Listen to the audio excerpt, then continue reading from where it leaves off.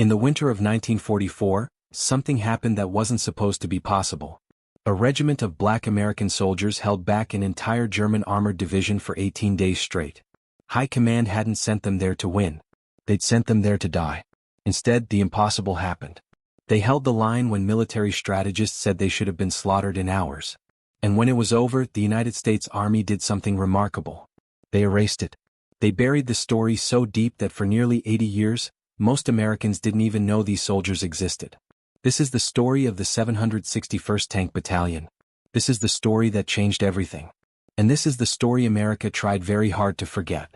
To understand how a nation could bury such heroism, you have to understand the America these soldiers came from. For 300 years, black Americans had been told they were not quite men. The Constitution agreed. The law agreed. The military agreed. And yet, every time America needed soldiers, they called on black men to die in their defense. It was a grotesque dance. They were good enough to die. The thinking went, but not good enough to be seen dying. Their courage could be weaponized. Their humanity could not. By World War II, this pattern had been repeated again and again. The Revolutionary War, the Civil War. Each time, black soldiers had shown up. Each time they'd been relegated to supply lines, labor battalions, anywhere but the front lines.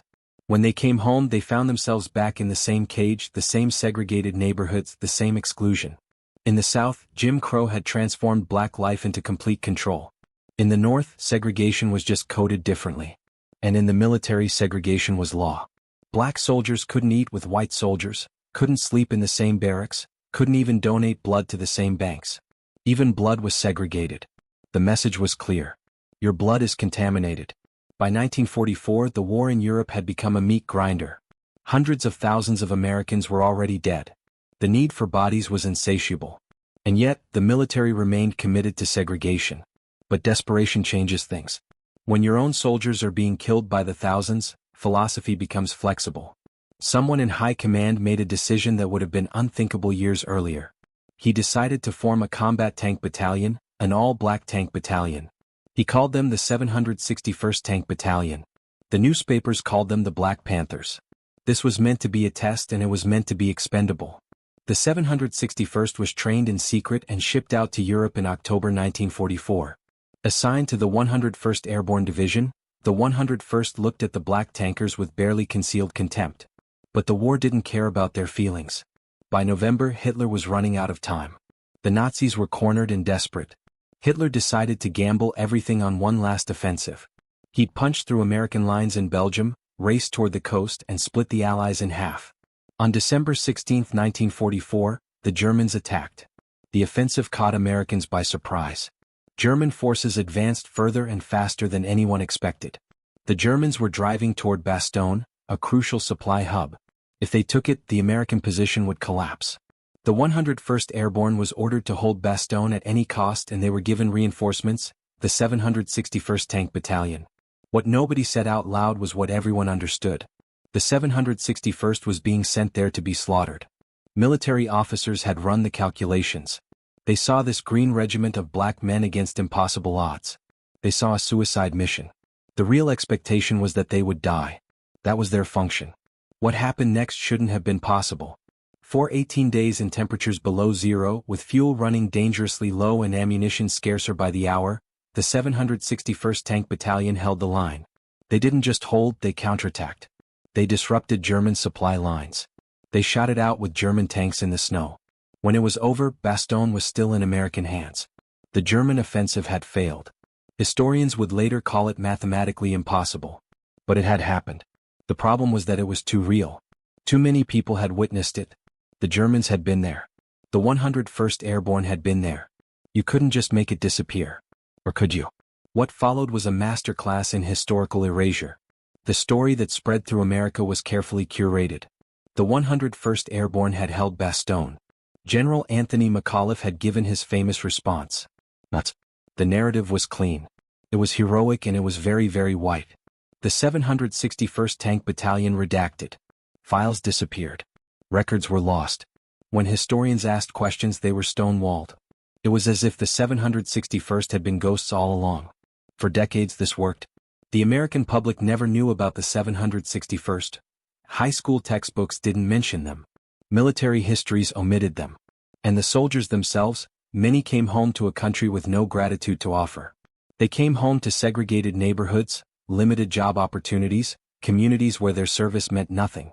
They died and bled for a nation that wouldn't let them eat at the same lunch counter as white citizens. The betrayal was incomprehensible. Some veterans tried to speak about what they'd done. They were met with indifference.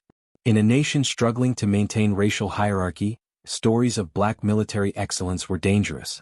They undermined the entire structure of belief that justified segregation. The system knew instinctively that it had to suppress this history. It couldn't acknowledge that black soldiers had been crucial to American victory because if their sacrifice had mattered, then their humanity mattered. And the system wasn't ready to admit that. For nearly 80 years the story stayed buried. Then, in the early 2000s, historians began digging. Veterans advocates began asking questions. They found documents the military thought were destroyed. They interviewed aging veterans. They pieced together fragmented records. And slowly the truth emerged. The 761st Tank Battalion hadn't just participated in the Battle of the Bulge. They were essential to its outcome. Without them, Bastogne might have fallen. In 2017, 73 years after the battle, the U.S. Army officially recognized the 761st Tank Battalion. They were awarded a streamer for combat excellence. It was too late for many. They'd lived their lives in obscurity, watching white soldiers from the 101st become legendary. But here's what makes this even more important. The 761st wasn't unique. The Tuskegee Airmen had the best combat record of any fighter group in Europe. They were nearly forgotten.